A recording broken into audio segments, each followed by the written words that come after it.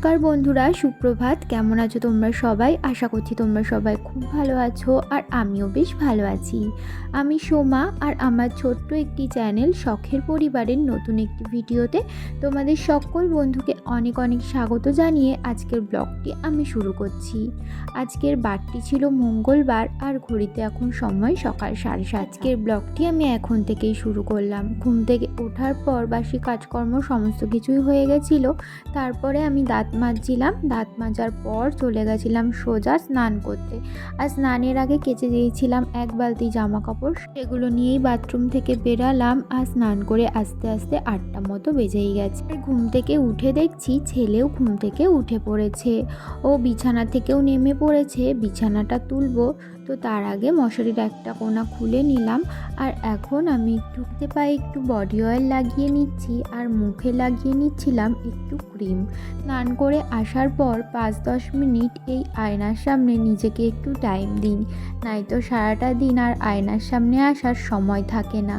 এই তো এখন চুলের জট তো পুরোপুরি ছাড়াবো না, চুলে বেশ ভালোই জট পড়েছে আজকে। কালকে রাত্রে বিনুনি করে শুইনি, ওইভাবেই খোপা করে শুয়ে পড়েছিলাম, তো সেই কারণে আর কি। তো এখন আর চুলের জটটা ছাড়ালাম না, পরে সময় করে চুলের জটটা ছাড়িয়ে নেব।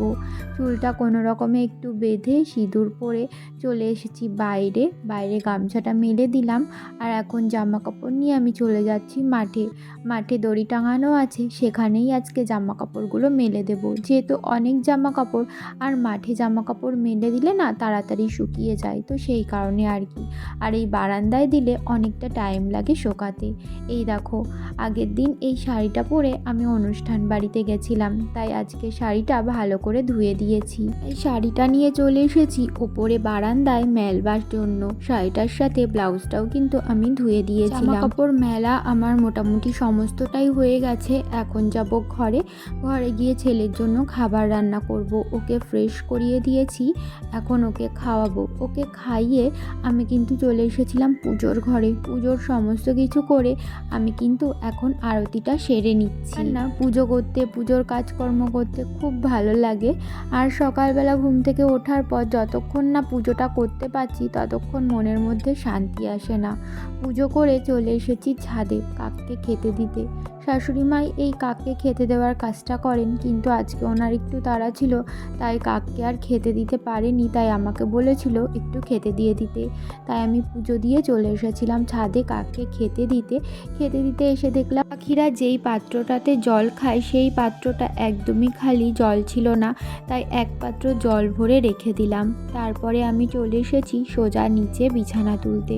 সকালবেলা না আর ওই স্নানদানের পর বাসি বিছানায় হাত দিতে ইচ্ছা করে না, তো সেই কারণে প্রায় দিন আমি ওই পুজো দেওয়ার পরই বিছানা তুলি। প্রায় দিন বলতে কি প্রত্যেকটা দিনই ওই পুজো টুজো দেওয়া হয়ে গেলে তারপরেই আমি এই বাসি বিছানাটা তুলে নিই। তো ওই তো ওপরের টুকটাক কাজকর্ম সেরে আমি ভাবলাম যে বিছানাটা তুলে নিই, আর বাসি বিছানা বেশিক্ষণ ফেলে রাখবো না, যেহেতু হাজব্যান্ড একটু বাদেই কাজে বেরাবে, তো সেই কারণে ভাবলাম ও কাজে বেরানোর আগে বাসি বিছানাটা ক্লিন করে নিই। তো বিছানাটা সুন্দর করে তুলে নিচ্ছিলাম, আর ভাবছিলাম কালকে বিছানার চাদর, বালিশের ওয়্যার এগুলো সমস্তটাই চেঞ্জ করব। আর বালিশ তারপর কম্বলগুলোও ভাবছি একটু রোদ দেখাবো, কারণ অনেকটা দিন হয়ে গেল বালিশ কম্বল একটু রোদে দেখানো হয় না। আর বিছানার চাদরটাও প্রায় 1 সপ্তাহ হয়ে গেছে চেঞ্জ করা হয় না। তো এই কথাগুলো ভাবছিলাম আর কাজ করছিলাম। আর আমি না যখন কোনো কাজ করি তখন মাথার মধ্যে রাখি এইটার পরে এই কাজটা করব। তো সকালবেলা ঘুম থেকে ওঠার পর আমি কিন্তু একটা জায়গায় 1 সেকেন্ডও বসি না, মানে একটার পর একটা কাজ করতেই থাকি। তো সেই কারণে না আমার ওই 1টা-2টোর মধ্যে আমার সমস্ত কাজ কমপ্লিট হয়ে যায়। মানে সংসারের কাজ থেকে শুরু করে ছেলেকে খাওয়ানো, স্নান করানো সমস্ত কিছু আমার 2টোর মধ্যে, অনেক সময় তো 1:30টার মধ্যেও কমপ্লিট হয়ে যায়। তারপরে আমি দুপুর টাইমটা একটু শুতে পারি। যদি কোনো দিন কোনো একটা জায়গায় বসে পড়ি তাহলে তো 1 ঘন্টা আধ ঘন্টা কী করে যে কেটে যায় বোঝাই যায়। সেদিন কাজেরও লেট হয়ে যায়, তো সেই কারণে না আমি কোনো জায়গায় একটানা কাজ করি, কাজ বাজ কমপ্লিট করে তারপরে এক জায়গায় বসি। যাই হোক, দেখো কথা বলতে বলতে আমি কিন্তু আরও একটা কাজ করে ফেলেছি। আজকে ছেলের জন্য রান্না করছি একটু খিচুড়ি, তো সেই কারণে সমস্ত রকম সবজি কেটে নিয়েছিলাম। আর ডালিয়ার ডালটা আমি আগে থেকেই ভিজিয়ে রেখেছিলাম, ডালিয়ার খিচুড়ি রান্না করব তো সেই কারণে। তো তারপরে প্রেশার কুকারে একটুখানি 5 ফোড়ন দিয়ে সবজিগুলো ভালো করে ভেজে নিয়ে আর দিয়েছিলাম একটু আদা গ্রেট করে, আর দিয়েছিলাম পরিমাণ মতো নুন হলুদ। আর আমি কিন্তু আমার ছেলের খিচুড়িতে একটা লঙ্কাও দিই, গোটা লঙ্কা। তো তারপরে ওই আগে থেকে ভিজিয়ে রাখা ডাল আর ডালিয়াটা দিয়ে একদম প্রেশার কুকারের ঢাকনা বন্ধ করে দিয়েছিলাম পরিমাণ মতো জল দিয়ে। তারপরে ওই 1-2 সিটি দিলেই একদম রেডি হয়ে যায়। এই দেখো, ছেলেকে তার মাঝখানে স্নান করিয়ে দিয়েছিলাম, তারপরে খেতে দিয়ে দিয়েছিলাম। ও কিন্তু আজকে একা একা খেয়েছে, যদিও পুরোটা খায়নি, অর্ধেকটা খাওয়ার পর আমাকে খাইয়ে দিতে হয়েছে। তো তারপরে ছেলেকে ঘুম পাড়িয়ে দিয়েছিলাম দুপুরবেলা, আর আমি ওর পাশে খানিকক্ষণ শুয়েছিলাম, শুয়ে ভিডিও এডিট করছিলাম রোজকার দিনের মতো। আর এখন ঘড়িতে ওই 4:30 মতো বেজে গেছে। চলে এসেছি ওপরে, এখন বিকেলের কাজকর্মগুলো সারবো, তার আগে জানলাগুলো বন্ধ করে নিচ্ছিলাম। যেহেতু অনেকটাই বিকেল হয়ে গেছে, একটু বাদেই সন্ধ্যা নেমে যাবে, তাই ভাবলাম আগে জানলাগুলো বন্ধ করি, তারপরে ঘর দুয়ারগুলো ঝাড় দেবো। তো ওপরের কাজ সেরে আস্তে আস্তে নিচে এসে দেখি ছেলে ঘুম থেকে উঠে বসে পড়েছে। তো ওদিকে বললাম ওকে খাট থেকে একদম নামবে না, আমি আগে ঘরটা ঝাড় দিয়ে নিই। তাই ও চুপটি করে খাটের উপরেই বসেছিল। আমার ছেলে না আবার একটু কথা বললে ও শোনে, মানে অনেক বাচ্চা আছে যে কথা বললে শুনতে চায় না, কিন্তু না, ও কথা বললে শোনে, কিন্তু মাঝে মাঝে আবার অবাধ্য হয়ে যায়। তো যখন অবাধ্য হয় না, এত মাথা গরম হয়ে যায় কি বলবো, দিয়েও দিই পিঠের উপরে দুমদুম করে। যাই হোক, এদিকে দেখো আমি কিন্তু উপরের ঘর দোয়ার সমস্তটা ঝাড় দিয়ে চলে এসেছিলাম নিচের ঘরে। নিচের ঘর ঝাড় দিয়ে এখন আমি বাইরের উঠান ঝাড় দিয়ে নিচ্ছি। আমাদের এটাই উঠান বলতে পারো, আমাদের তো আর বড় মাটির উঠান নেই। আমার না বেশ ভালো লাগে এরকম বড় মাটির উঠান থাকবে বাড়ির সামনে, মাঝে একটু গোবর দিয়ে লেপা হবে। আমাদের তো আর মাটির উঠান নেই, যেই উঠানটা আছে ওটাতেই সন্তুষ্ট হই। তো যাই হোক, এদিকে কিন্তু আমার ঝাড় দেওয়া প্রায় হয়ে গেছে, এখন গেটের সামনেটা ঝাড় দিলেই হয়ে যাবে। এর ভিডিওতে কমেন্ট করেছো MS সানি, কমেন্ট করেছো দিদি লাইক দিয়ে দেখা শুরু করলাম, বেশ ভালো লাগলো। তো থ্যাংক ইউ তোমাকে আমার ভিডিও দেখবার জন্য। বেশ কর্মকার, তুমি কমেন্ট করেছো দারুণ লাগলো আজকের ব্লগটা। সাথে আরও একটা কমেন্ট করেছো তুমি, যে তোমার শাশুড়ি কি করে, মানে আমার শাশুড়ি মা কী জব করেন। তো আমার শাশুড়ি মা, আমাদের বাড়ির পাশে একটা কারখানা আছে, তো সেখানে না, মানে গেঞ্জির কারখানা, সেখানেই কাজ করেন আর কি। তো বেশি দিন না, এই কয়েক মাস হলো উনি ঢুকেছেন ওই কারখানাটাতে। তো যাই হোক, এদিকে দেখো আমি বিকালের কাজকর্ম সেরে না গেছিলাম একটু দোকানে দরকারি কয়েকটা জিনিস আনতে। তো তারপরে বাড়ি এসে সন্ধ্যা দিয়ে এখন এই জামা কাপড়গুলো ভাঁজ করে নিচ্ছি। আজকে এই জামা কাপড়গুলো কেচে দিয়েছিলাম সকালে, সেগুলো তো দুপুরেই তুলে ঘরে এনে রেখেছিলাম, তখন আর ভাঁজ করিনি। এখন সন্ধ্যাবেলা সন্ধ্যা পুজো দেওয়ার পর সেগুলো নিয়ে বসেছি ভাঁজ করবার জন্য। এই সমস্তটা ভাঁজ করে ছেলেকে খানিকক্ষণ বই পড়িয়েছিলাম, তারপরে চলে এসেছি রান্নাঘরে। আর ঘড়িতে এখন সময় সন্ধ্যা 7:30। আর আজকে রাত্রে রান্না করব একটা স্পেশাল খাবার, আর এটা কিন্তু আমি প্রথম রান্না করছি। আর শাশুড়িমা রান্না করতেন, আমি হেল্প করে দিতাম, আর আজকে আমি সমস্ত কিছুই নিজের হাতে করছি। তো যাই হোক, সবার প্রথমে কড়াইশুঁটিটা একটু কিন্তু মিক্সিতে পেস্ট করে নিলাম। তো কড়াইশুঁটি দেখেই তো তোমরা বুঝতে পেরেছো কি বানাতে চলেছি আমি। হ্যাঁ, কড়াইশুঁটির কচুরি। ওদিকে কড়াইশুঁটিটা পেস্ট করে রেখে দিয়েছি, আর এদিকে সাথে করব আলুর দম। তো সেই কারণে আলুগুলো কিন্তু আমি আগেই কেটে ধুয়ে নিয়েছি। তারপরে কড়াইয়ে তেল দিয়ে আমি আলুগুলো ভালো করে ভেজে নিচ্ছি। আর আলু ভাজার সময় দিয়ে দিয়েছি নুন আর সামান্য হলুদ। তো আলু ভেজে তুলে রেখে কড়াই দিয়ে দিয়েছিলাম তেল, আর তেলের উপরে দিয়ে দিয়েছিলাম জিরে ফোড়ন, আর কড়াইয়ের উপরে একটু হলুদও দিয়েছিলাম যাতে কালারটা ভালো আসে। তারপরে একটুখানি একটা টমেটো আমি কেটে রেখেছিলাম সেটাই দিয়েছি। টমেটোটা গলে আসলে আমি কিন্তু বেটে রেখেছিলাম জিরে আর আদা আর লঙ্কা, সেটাই দিয়ে ভালো করে কষিয়ে নিচ্ছিলাম। আর দিয়ে দিয়েছিলাম পরিমাণ মতো হলুদ আর নুনও দিয়েছিলাম কিন্তু। তো মশলা কষানোর সময় না মশলাটা কড়াইয়ে লেগে যাচ্ছিল, তাই একটু জলও দিয়ে দিয়েছিলাম যাতে মশলাটা কড়াইয়ে লেগে না যায়। এখন দিয়ে দিচ্ছি আমি কাশ্মীরি লঙ্কার গুঁড়ো। এটা কিন্তু ঝাল হয় না, এটাই জাস্ট কালার আসে। তো ঝালের জন্য তো লঙ্কা বেটে দিয়েছি, তাই একটু কালারের জন্য কাশ্মীরি লঙ্কার গুঁড়ো দিলাম। আর দিলাম আলুর দম মশলা দিয়ে ভালো করে মশলাটা কষিয়ে নিয়ে আগে থেকে ভেজে রাখা আলুটাও কিন্তু দিয়ে দিচ্ছি। ওই যে কড়াইয়ে মশলাটা লেগে যাচ্ছিলো, তাই মাঝে মাঝে একটু জল দিয়ে দিচ্ছিলাম।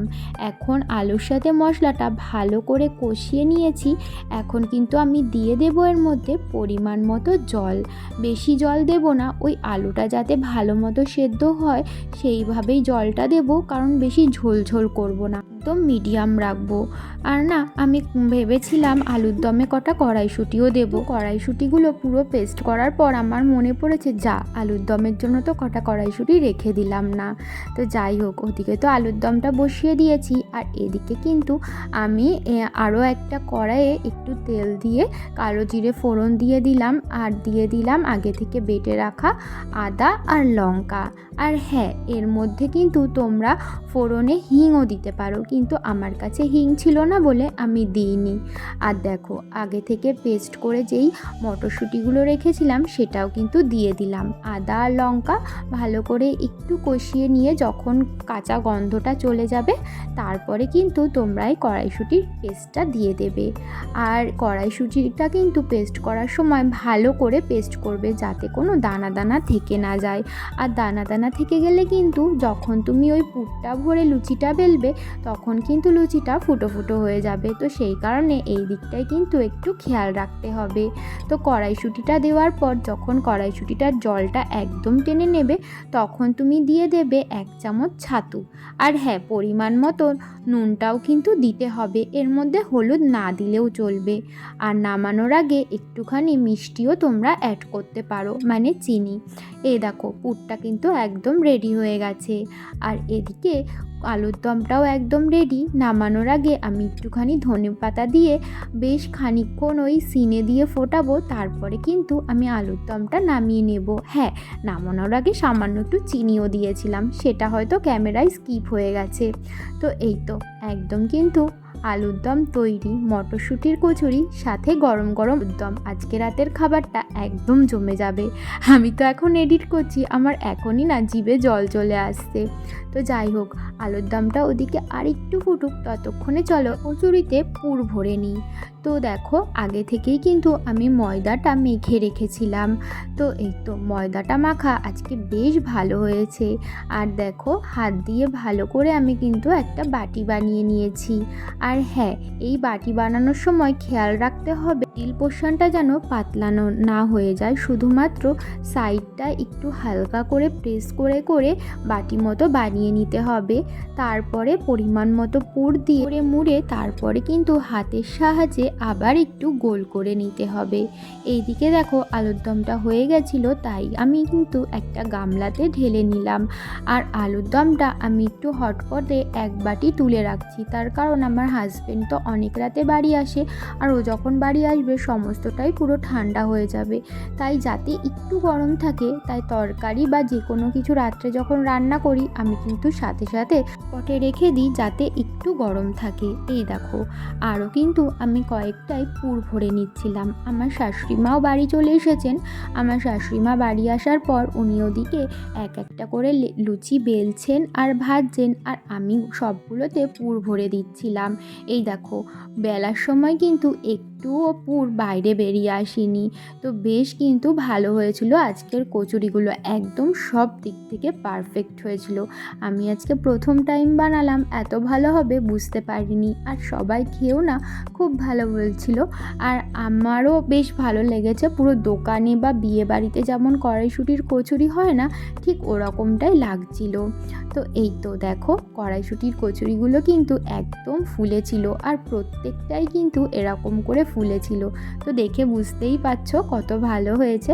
তোমরাও কিন্তু বাড়িতে এইভাবে ট্রাই করতে পারো। আর আর এরকম করে যদি তোমরা কেউ বানাও আমাকে কিন্তু অবশ্যই কমেন্ট করে জানাতে ভুলো না যে কেমন হয়েছে।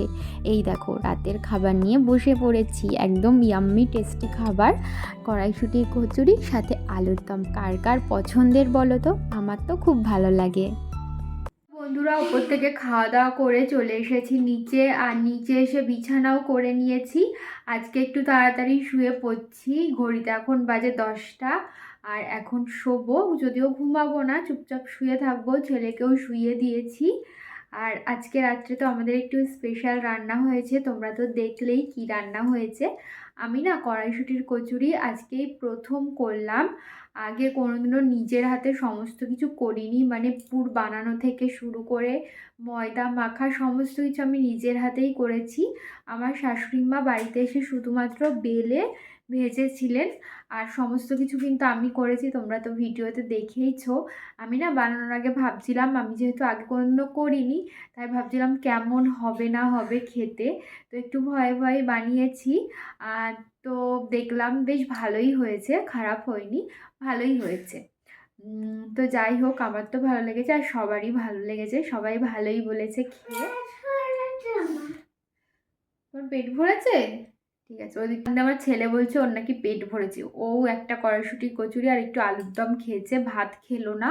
ওকে আমি অনেকবার জিজ্ঞেস করলাম ভাত খাবে না কচুরি খাবে, ও বললো আমি আলুর দম খাবো, তাই ওকেও একটু খাইয়ে দিয়েছি। আর এই তো এখন শোবো। তাহলে চলো, তোমাদের সাথে আবারও দেখা হবে খুব তাড়াতাড়ি নতুন একটি ভিডিওর সাথে। ততক্ষণের জন্য তোমরা ভালো থেকো, সুস্থ থেকো, আর আমার এই ছোট্ট চ্যানেলটির পাশে থেকে আমাকে একটু সাপোর্ট করো, যাতে আমি অনেকটা দূর এগাতে পারি তোমাদের হাত ধরে। তাহলে চলো আজকের মতো এখানেই টাটা, শুভরাত্রি।